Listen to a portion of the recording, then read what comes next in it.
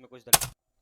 सबसे पहली गलतफहमी ये हमारे यहाँ कि उसको लोग सुन्नी समझते हैं क्योंकि उसने सिर्फ वारसी नाम लगा दिया।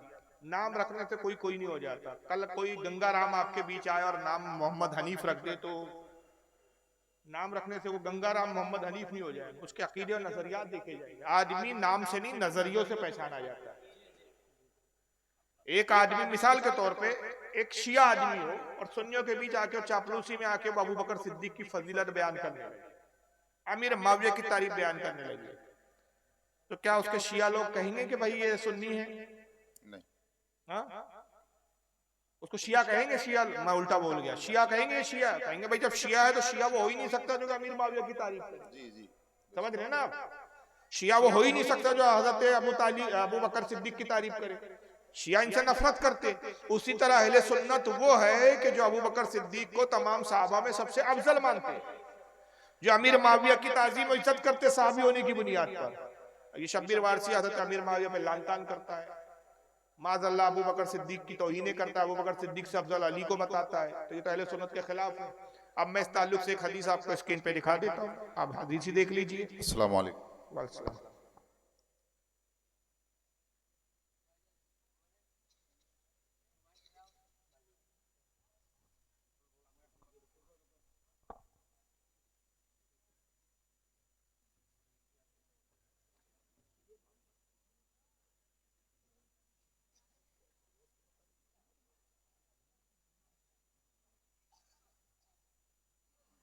ये देखिए किताब।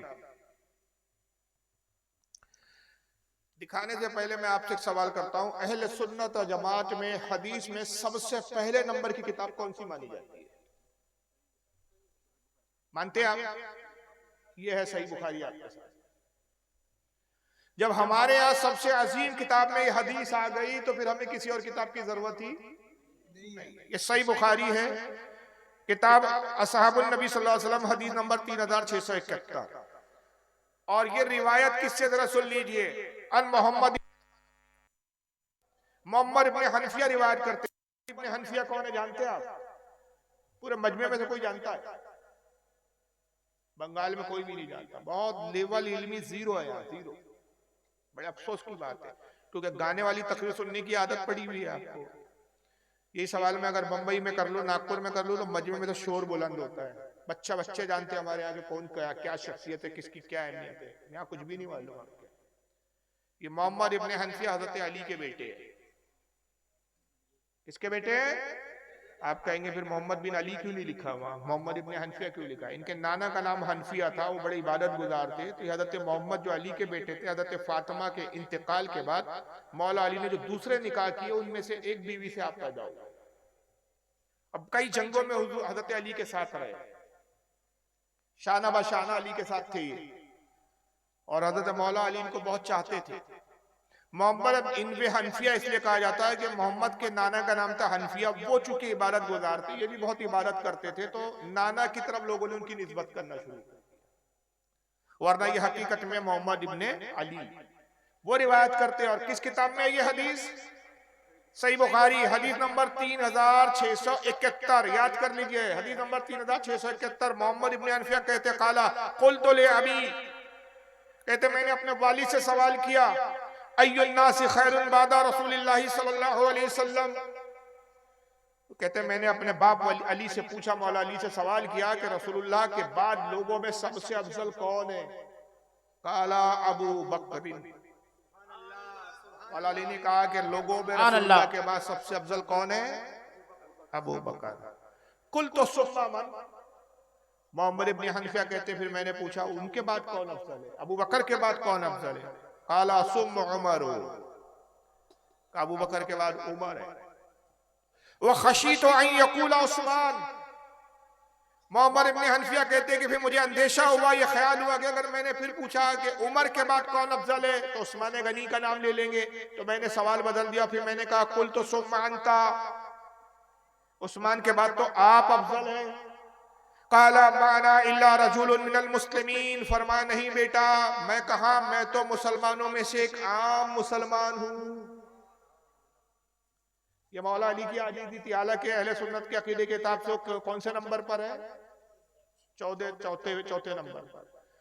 वो जाहिल वारसी को इतना पता नहीं, आज 1400 साल से आप ये खुतबा बरसों से सुनते आ रहे हैं और ये खुतबा सुनाई दे रहा है। आप जुम्मे में खुतबा सुनते हैं ना, क्या पढ़ता है खतीब? अफजल बशर बादल अंबिया बित्तहकीक अमीरुल मोमिनीन अबू बकर सिद्दीक। क्या मतलब है? कभी पूछो खतीब साहब से इसका तर्जुमा क्या आपने पढ़ा? हर जुमे में खुतबे में पढ़ा जाता है। तमाम इंसानों में, तमाम लोगों में बादल अंबिया, अंबिया और रसूल के बाद सबसे अफजल अबू बकर सिद्दीक है। बित्तहकीक, इस पर तहकीक हो चुकी, इस पर इज्मा और इस पर इत्तेफाक हो चुका। और फिर ये सिर्फ बुखारी, इमाम बुखारी ने लिखा, इमाम आजम अबू हनीफा के अल-फ़िक़्ह अल-अकबर उठा लीजिए आप, उनकी किताब, उसमें फरमाते अबू बकर सिद्दीक सबसे अफजल है। सरकार गौसे आजम की गुनियत तालिबीन उठा लीजिए, हज़रत मखदूम अशरफ सिमनानी की लताइफ़ अशरफी उठा लीजिए, दाता गंजबख्श लाहौरी की कश्फुल महजूब उठा लीजिए, निज़ामुद्दीन औलिया की फ़वादुल फ़वाइद उठा लीजिए। यहाँ से वहाँ तक हज़ारों सैकड़ों किताबें अहले सुन्नत का इस पर इज्मा और इत्तिफाक है कि तमाम अंबिया के बाद, रसूल के बाद सबसे अफजल सहाबा में अबू बकर सिद्दीक। और जिसने इससे सबसे पहले इख्तिलाफ किया, जिन्होंने माज़अल्लाह अली को पहले नंबर पर कहा, वो एक फिरका था, उसका नाम भी था, उनको तफसीली कहा गया और उसे गुमराह करार दिया गया। तो ये वारसी आरसी जो है ना, ये शियाओं में जाके बैठता है, काले कपड़े पहनता है, वही सब अंदाज है, सिर्फ मातम करना रह गया, बाकी सारे अकीदे शियाओं की तरह। और इन्होंने अपना नाम छुपाने के लिए एक नया लेबल लाया है, वो ये है कि जिनको शिया बोलने में शर्म आती है वो आजकल अपने आप को मौलाई बोलते हैं, और जो टंगे की चोट पर बोलते हैं हम शिया है तो वो शिया है खुलकर, और जिनको शर्म आती है। और दूसरा मसला क्या है कि शियाओं क्या पीरी मुरीदी नहीं होती? पीरी मुरीदी कहाँ है? सुन्नियों में। इनकी रोजी रोटी पीरी मुरीदी में। अगर खुलकर शिया बोलेंगे तो पीरी मुरीदी मारी जाएंगी, तो पीरी मुरीदी के जरिए रोजी रोटी चलाना है और अकीदा शिया जैसा रखना है, तो इसलिए दो धारी उस पर, दो घोड़ों की सवारी पर चल रहे। तो बहरहाल ये मैंने एक हदीस दिखा दी, इस पर मेरे मुस्तकिल बयानात है यूट्यूब पर, आप जाके वो सुने, और इस पे सैकड़ों हदीसें मैंने खुद बयान की है। वल्लाहु आलम सुब्हान रसूल। अस्सलाम वालेकुम। वालेकुम अस्सलाम। जैसे वो अजान में अशहदु अन्ना मोहम्मद रसूलुल्लाह बोलते हैं ना, तो उंगली माने चूनते हैं ना, तो वो गैर मज़हब बोलते हैं कि वो बिदअत है कि सही है मुस्तहब? बोलने वाले सबसे बड़े बिदअती है। कमाल ये है कि कोई ऐसी बात वो बोले जो पढ़ा लिखा हो, किताबें जिसके पास हो, पढ़ता हो तो समझ में आता है। अब ऐसे जाहिल जिनके पास ना अरबी की किताब होती है, ना कभी हदीस देखा, हदीस किसे बोलते ये नहीं मालूम, इधर उधर की सुनी सुनाई बोल दिया, तो ऐसे जाहिलों की बात पे एतबार भी नहीं करना चाहिए। बड़ी बड़ी हमारे यहाँ ऐसी किताबें जिसमें रिवायतें मौजूद है, जैसा कि हज़रत इमाम शमशुद्दीन सखावी, बहुत बड़े इमाम गुजरे, उनकी किताब है हदीस की जरा और तादील, अस्मा और रिजाल की किताब है, क्या नाम है उसका, खैरात, मुझे नाम याद नहीं आ रहा है किताब का भी, देखिए याद आएगा तो मैं हवाला दे दूंगा। बहरहाल हज़रत इमाम शमशुद्दीन सखावी, उन्होंने अपनी किताब में इसको लिखा, मुल्ला अली कारी ने मिरकात में लिखा है इसको। और भी कई मुहद्दिसीन हैं जिन्होंने रिवायत लिखी कि हज़रत सैयदना अबू बकर सिद्दीक रज़ी अल्लाह तआला अन्हु हुज़ूर की खिदमत में बैठे थे, और तभी बिलाल ने अजान दी, अजान का वक्त हुआ, बिलाल ने अजान दी। जब हज़रत सैयदना बिलाल इस लफ्ज़ पर पहुंचे, अशहदु अन्ना मुहम्मदुर रसूलुल्लाह, तो अबू बकर सिद्दीक ने अपने अंगूठे को चूम लिया। जब अजान खत्म हुई तो आका ने फरमाया कि जो मेरे रफीक, मेरे यार अबू बकर ने किया, यही कोई मेरा अजान में मेरा नाम सुन के करे तो उसकी आंखों की बीनाई ज़ाय नहीं होगी। मुल्ला अली कारी कहते हैं कि अगरचे ये हदीस सनदन ज़ईफ है, लेकिन फ़ज़ाइल में ज़ईफ हदीस पर अमल किया जाता है। ये हदीस झूठी नहीं है, ज़ईफ है। ज़ईफ होना और होता है, झूठी होना और होता है। तो ये अमल हदीस से साबित है। इन वहाबलों से कहो कि नहीं करना चाहिए, इसके लिए तुम्हारे पास कौन सी हदीस है? मना किया गया ये कहाँ है? कौन सी हदीस में मुमानियत है? दलील मुमानियत की चाहिए, जायज के लिए तो इतना ही काफी है। इमाम गजाली रहमतुल्लाह अलैह ख़याल उलूम में फरमाते हैं कि किसी भी अमल के जायज होने के लिए इतना काफी कि शरीयत ने उससे मना ना किया। लेकिन बहरहाल हम तो कहते हैं कि इसकी तो हदीस भी मौजूद है, और भी कई किताबें हैं जिसमें हजरत आदम से भी हदीस मंसूब की गई है कि हजरत सैयदना आदम जन्नत में थे, तो आसमान में जब अर्श पर उन्होंने निगाह उठाई तो कलमा तैयबा लिखा हुआ देखा, ला इलाहा इल्लल्लाह मुहम्मद रसूलुल्लाह। उन्होंने क्या अर्ज किया, परवरदिगार ये मोहम्मद कौन है जिनके नाम को तूने अपने नाम के साथ लिखा? रब ने फरमाया कि आदम ये मेरे महबूब है, जाहिर में ये तेरे बेटे हैं, बातिन में तेरे बाप है। अगर इन्हें पैदा करना मकसूद ना होता मैं तुझे भी पैदा ना करता। आदम ने कहा मौला मुझे मेरे बेटे की जियारत करो। अल्लाह ने फरमाया अपने नाखून को देखो, तो मेरे नाखून में हम अपने नबी अपने महबूब मोहम्मद का नूर दिखाएंगे। उन्होंने नाखून देखा, नाखून में रसूलुल्लाह का नूर चमका, मोहब्बत में उन्होंने उसको चूम लिया। ये जनाब आदम अलैहिस्सलाम की भी सुन्नत है। हजरत मौलाना रूम ने इसको मसनवी में लिखा है। तो हमारे पास तो दलाइल किताबों की, वाबड़े के पास अकल का घोड़ा है, दलील नहीं है। हम जब कोई रिवायत बयान करते हैं तो किताबों के नाम लेते, वो इमामों के नाम लेते जो बड़े बड़े इमाम थे जिन्होंने अपनी किताबों में ये बातें लिखी, ये रिवायतों को नकल किया। वहां बड़ा अकल का बिद्दत है। अबे तू सबसे बड़ी बिद्दत है, तेरे से बड़ी कोई बिदअत नहीं है, कोई हवाला नहीं, कुछ नहीं, बस लंतरानी सुना देता है, बदअकीदा वहाबी, लोगों का दिमाग खराब करता है, जहन खराब करता है। तो बहरहाल इसका सबूत है और ये बिल्कुल जायज और मुस्तहसन अमल है। और इस पर आला हज़रत फाजिल बरेलवी ने एक मुस्तकिल किताब भी लिखी है, उसमें बहुत सारी दलीलों को बयान किया है, फतह रसूलिया में शामिल है, उसको आप पढ़ना चाहिए। वल्लाहु आलम सुम्मा रसूलुहु आलम। अस्सलाम वालेकुम। जी जैसे हम लोग जुलूस मनाते हैं, जी जी कुछ लोग कहते हैं कि जुलूस मनाना नहीं चाहिए, और जो क़याम करते हैं उसमें, और जो सीने में हाथ बांधता है, हाथ बांध के मतलब नमाज पढ़ते हैं, इसमें कुछ दलील? देखिए, जुलूस निकालना एक मुस्तहब अमल है, उसको फर्ज और वाजिब हम भी नहीं मानते। वहाबियों का सबसे बड़ा प्रॉब्लम है कि ये इतने जाहिल होते, इतने बड़े जाहिल होते कि रोज जमीन पर इतनी बड़ी जाहिल जमात तो मैंने देखा ही नहीं है। दलील हमेशा याद रखिए दावे के मुताबिक मांगी जाती है। ये एक उसूल बता रहा हूँ, अब देखिए आप पता नहीं ये उसूल की बात समझ रहे हैं या नहीं, अल्लाह करे आपके समझ में आए तो ये हमेशा जिंदगी भर काम आएंगी ये चीज आपके। दलील हमेशा दावे के मुताबिक मानी जाती है, सामने वाले का जो दावा है उसके मुताबिक दलील मांगी जाएगी। मिसाल के तौर पर कोर्ट में एक मुजरिम को पुलिस ने पेश किया, तो पुलिस का दावा यह है कि इसने चोरी की, तो उस पर मुकदमा चोरी का चलेगा कि उस पर कत्ल का चलेगा? हा? चोरी का ना, कि पुलिस ने किस जुर्म में उसको गिरफ्तार किया है, चोरी के, और कोर्ट में क्या किस तहत उस पर दफाए दर्ज की है, चोरी की। कोर्ट में उसको जज के सामने पेश किया और पुलिस ने कहा मिलाड ये मुजरिम है, हम इसको लाए, इसको सजा सुनाए, इसने चोरी की, ये सबूत है।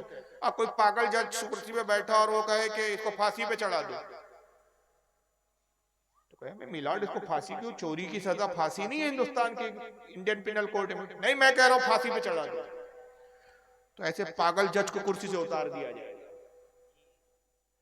जब वो नेक्स्ट अपील करेगा ना तो जज को बोलेंगे पागल हो गया, कुछ भी फैसला सुना रहा है, इसको यही नहीं मालूम कि भाई मुकदमा चोरी का था और ये मुकदमा उस पर चला रहा था कमबख्त कत्ल का, और कत्ल का जुर्म समझ के इसको फांसी का हुक्म सुना दिया, तो जज पागल हो गया। हमारा दावा जुलूस के बारे में हो या अंगूठा चूमने का सवाल हो उसके बारे में हो या सलातो सलाम खड़े होकर पढ़ने के बारे में हो, इसके बारे में हमारा दावा ये है कि ये फर्ज है। किसी एक सुन्नी आलिम ने कहा कभी कि सलाम पढ़ना फर्ज है? एक सुन्नी आलिम की कोई किताब ये बदअकीदा वहाबी दिखा सकता है? चैलेंज करता हूं, कयामत की सुबह तक कोई बदअकीदा दिखा दे कि हमारे आलिम ने कहा जुलूस निकालना फर्ज है, नबी का नाम आए तो अंगूठा चूमना फर्ज है। बल्कि हम क्या कहते हैं, ये मोहब्बत के अमल है, ये मुस्तहब अमल है। अगर फर्ज का हम दावा करें तो फर्ज के लिए दलील चाहिए कुरान अजीम से। हमने कहा कि सुन्नत है कि जुलूस रसूलुल्लाह ने निकाला, जुलूस निकालना रसूल की सुन्नत है, अंगूठा चूमना रसूल की सुन्नत है। हाँ, अबू बकर की है, लेकिन हमने रसूल की सुन्नत नहीं कहा। जब हमारा सुन्नत का दावा नहीं तो वहां उसके लिए दलील, अगर हम सुन्नत का दावा करते तो दलील उसके लिए हदीस से दी जाती। वहां बड़ा ये नहीं देखता कि भाई इसको कह क्या रहे, हमारा दावा मुस्तहब का, और वहां भी कहता है कुरान और हदीस में दिखाओ। तब कहते तबलीगी जमात ये जो तू लेके निकल रहा है 40 दिन के चिल्ले जो निकाल रहा है, इसको कुरान और हदीस में दिखा, तेरा बाप भी नहीं दिखा सकता। ये दारुल उलूम देवबंद जो तुमने बनाया, ये रसूलुल्लाह ने कोई मदरसा इस तरह बनाया, ये दिखा, तेरा बाप नहीं दिखा सकता। हजारों बिदअतें तुम खुद कर रहे हो जो ना कुरान से साबित है ना हदीस से साबित है। रसूलुल्लाह ने कोई किताब लिखी हो तो दिखाई, किताबें क्यों लिख रहे हो तुम, ये फतावे क्यों छाप रहे हो तुम? हुजूर ने तो कोई किताब नहीं छापी, साहबा ने कोई किताबें नहीं शाये की, ये बाद में हालात के हिसाब से हुआ। तो उसी तरह जुलूस वगैरह जब हम मुस्तहब कहते हैं तो मुस्तहब के लिए इतना ही काफी है कि उसको शरीयत ने मना नहीं किया। मुस्तहब बोलते हैं अच्छे काम को। फर्ज अगर हम कहते हैं तो हमें कुरान की दलील देनी पड़ती, अगर हम सुन्नत कहते हैं तो हमें हदीस दिखानी पड़ती। लेकिन फिर भी उसके बावजूद भी अल्लाह का करम है कि ये वो चीजें हैं कि जिसको हम सुन्नत से दलील पेश करते हैं, उसको कहते हैं इस्तदलाल करना। बेआईनी हदीसों में ये बातें नहीं है, लेकिन हदीसें ऐसी आती है कि जिससे ये अमल जायज साबित होता है, उससे उसको कहते हैं अरबी जबान में इस्तिंबात करना, इस्तदलाल करना हदीस से। अब जुलूस का सबूत कहां से? सही मुस्लिम की हदीस है कि जब आका सल्लल्लाहु अलैहि वसल्लम मदीना मुनव्वरा हिजरत करके आए तो साहबा ने एक जुलूस निकाला था आपकी खुशी में, और हुजूर सल्लल्लाहु अलैहि वसल्लम खुद जुलूस में शरीक थे, अपनी ऊँटनी कस्वा पे सवार थे, और अल्लाह के रसूल सल्लल्लाहु अलैहि वसल्लम आगे आगे होते थे, सहाबा आपके पीछे जुलूस की शक्ल में थे। और इमाम मुस्लिम नकल करते हैं कि घरों की छतों पर औरतें हाथों में खजूर की छाले लिए हुए नारे बुलंद करती थी और हुजूर की आमद पर कहती थी मरहबा या मोहम्मद, मरहबा या मोहम्मद, ए मोहम्मद सल्लल्लाहु अलैहि वसल्लम आपके लिए मुबारक हो, आपकी आमद हमारे लिए मुबारक हो। और कबीले बनु नज्जार जो कबीला था मदीने की, उसकी चंद बच्चियां थी, वो हुजूर के आगे दब बजाते हुए खुशी में नाद पढ़ते हुए गीत गाते हुए चलती थी, और वो जुलूस में और नाद पढ़ते हुए ये अशार पढ़ती थी। वो अशार तक हदीसों में लिखे ताला अल बदरू अलैना मिन सनियातिल वदाई वजब शुक्रू अलैना मादा लिल्लाहि दाई। हम पर रोशन हुआ 14वीं रात का चांद सनियातिल वदाई पहाड़ की तरफ से, और हम पर रसूल की आमद पर शुक्र वाजिब है जब तक मोहम्मद के नाम लेवा मौजूद। ये जुलूस की असल वहां से है कि पता चला कि किसी खुशी के मौके पर जुलूस निकालना ये साहबा का तरीका रहा है, क्योंकि साहबा मदीने के साहबा के लिए खुशी का मौका था कि हुजूर हिजरत करके मक्का से मदीना आए। जब कायनात में आका की जलवागरी हुई, क्या वो दिन खुशी का है या नहीं? तो उस खुशी के इजहार के लिए हम जुलूस निकालते हैं, उसको हम फर्द वाजिब नहीं कहते। अब जो इसका इनकार करते हैं उनके लिए एक ही जवाब है, निसार तेरी चहल पहल पर हजारों ईद रबीउल अव्वल सिवाय इबलीस के जहां में सभी तो खुशियां मना रहे हैं। तो हुजूर की आमद पे तो सब खुश है सिवाय इबलीस के। दूसरा सवाल इनका था सलातो सलाम को लेकर। इसका हुक्म तो कुरान अजीम में अल्लाह फरमाता है, मशहूर आयत है, आप बारहा सुनते हैं, हर तकरीर के खुतबे में पढ़ी जाती है, इन्नल्लाहा व मलाइकतहु युसल्लूना अलन नबी या अय्युहल्लज़ीना आमनू सल्लु अलैहि व सल्लिमू तस्लीमा अल्लाहुम्मा सल्लि अला सय्यिदिना मौलाना शफीअना व हबीबना व तबीबना व नबियना व मौलाना मुहम्मद व अला आलिहि व अस्हाबिहि व बारिक वसल्लिम सल्लल्लाहु वस्सलाम अलैका या रसूलल्लाह सल्लल्लाहु तआला अलैहि वसल्लम। अल्लाह फरमाते हैं कि बेशक अल्लाह और उसके फरिश्ते दुरूद और सलाम भेजते हैं इस गैब बताने वाले नबी पर। ऐ ईमान वालो, तुम भी खूब दुरूद और सलाम दो। अल्लाह ने दुरूद का भी हुक्म दिया, सलाम का भी हुक्म दिया। जो वहाबी नबी पे सलाम पढ़ने का मुनकिर है वो भी सलाम पढ़ता है, ना चाह के भी पढ़ता है, लेकिन बेचारे को अरबी आती नहीं, इसके समझता नहीं है। जब हर नमाज में अत्तहियात में बैठता है, कायदे में बैठता है, तो कहता है अस्सलामु अलैका अय्युहन नबी, ऐ नबी आप पर सलाम हो, व अला इबादिल्लाहि सालिहीन, और इस उम्मत के नेक सालिहीन औलिया पर सलाम हो। वलियों पे भी सलाम भेज रहा है, नबी पे भी सलाम भेज रहा है। उसी को हम अपनी जबान में अरबी में कहते हैं या नबी सलाम अलैकुम। शाह अब्दुल हक मोहद्दिस से दिल्ली बहुत बड़े मुहद्दिस गुजरे, 500 साल 550 साल पहले गुजरे। देवबंदी हो, अहले हदीस हो, बरेलवी हो, सबका सिलसिले हदीस उन्हीं से जाके मिलता है। हदीस में सबके उस्ताद है हिंदुस्तान में इल्म हदीस को राज करने वाली पहली शख्सियत। उनकी किताब है अखबारुल अखियार। शाह अब्दुल हक मोहद्दिस दिल्ली अखबारुल अखियार में दुआ नकल करते हुए कहते हैं कि ऐ परवरदिगार, मेरा कोई अमल ऐसा नहीं जो तेरी बारगाह में मकबूल हो। मेरे अमल में कोताहियां हैं, कमजोरियां हैं, फसादे नीयत है, मगर तेरे फजल करम से मेरा एक अमल बहुत शानदार है, और मुझे यकीन है कि इस अमल के एवज अल्लाह ताला तू मेरे हर गुनाह को बख्श देगा। और वो ये कि महफिल मिलाद में तेरे नबी पर खड़े होकर सलातो सलाम पढ़ता हूँ। और कमाल की बात यह कि किताब जो मेरे पास है इसको छापा भी देवबंदियों ने, फारसी जबान में असली किताब है, उसका उर्दू तर्जमा भी देवबंदियों के मौलवियों ने किया है। वहाबी छापते हैं पैसा कमाने के लिए, पढ़ते नहीं और अमल करते नहीं। ये फिरका एतराजिया है, इनकी जिंदगी सिर्फ एतराज करने में गुजर गई। तीसरा सवाल के नाफ के ऊपर हाथ बांधने का क्या है? तो बहरहाल ये सुन्नत है हमारे नजदीक, और सुनने अबू दाऊद की हदीस है जिस पर हमारा अमल है। मौला अली से हुजूर मौला अली फरमाते कि 3 चीजें अंबिया की सुन्नत से साबित है। एक ये कि सहरी में ताखीर करना, इफ्तार में जल्दी करना, और नमाज में नाफ के नीचे हाथ बांधना। ये सुनने अबू दाऊद की हदीस है और सहीहुल इस्नाद हदीस है, सही हदीस है, और मौला अली से। हजरत उमर, हजरत अबू बकर, जितने असहाबे खुलफा राशिदीन है, सब सीने पे नहीं बल्कि नाफ के नीचे हाथ बांधते थे। तो बहरहाल और भी बहुत सारी हदीसें, वो मौका नहीं है। मेरे ख्याल से आपके अहले हदीस गैर मुकल्लिद है भी नहीं, शायद गैर मुकल्लिद है क्या? हाँ, ये गैर मुकल्लिद बांधते, वरना यहाँ तो देवबंदी भी जो है वो इमाम आजम अबू हनीफा को मानते हैं, तो वो भी नाफ के नीचे ही बांधते हैं वो भी। तो बहरहाल मैंने एक हदीस दलील के तौर पे सुना दी। अगर गैर मुकल्लिद होते तो फिर मैं थोड़ा सा और इस पर तबसरा करता। अल्लाह ताला आज की इस बजू को कबूल फरमाए। इंजीनियर मोहम्मद अली मिर्जा की तकरीर सुनना कैसा है और इसका अकीदा कैसा है? सवाल ही से पता चल गया वो इंजीनियर है, कोई मौलवी नहीं है।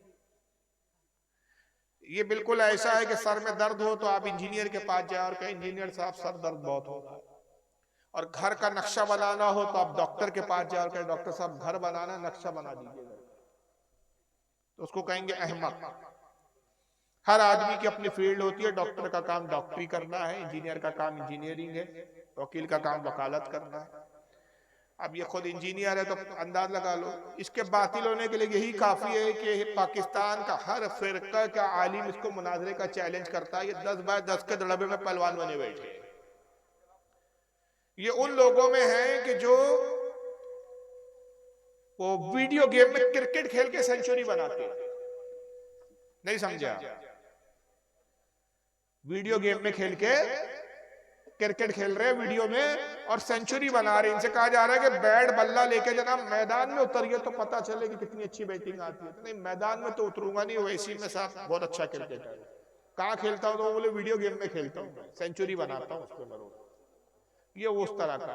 अगर ये हक पर होता तो ये सुन्नी उलमा से, सुन्नी तो छोड़ो, इसको देवबंदी मौलवी भी चैलेंज करते हैं, इसको हत्ता के गैर मुकल्लिद नामनियाद अहले हदीस भी चैलेंज करते हैं। आज तक किसी के सामने नहीं बैठा, और एक नंबर का झूठा है। हजारों सैकड़ों झूठ इसके पकड़े गए।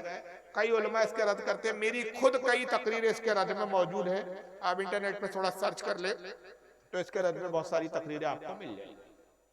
वल्लाहु आलम सुम्मा रसूलुल्लाह। चलिए हाँ ठीक है, बैठिए, बस दस्तार बंदी का मंजर देखिए, उसके बाद सलात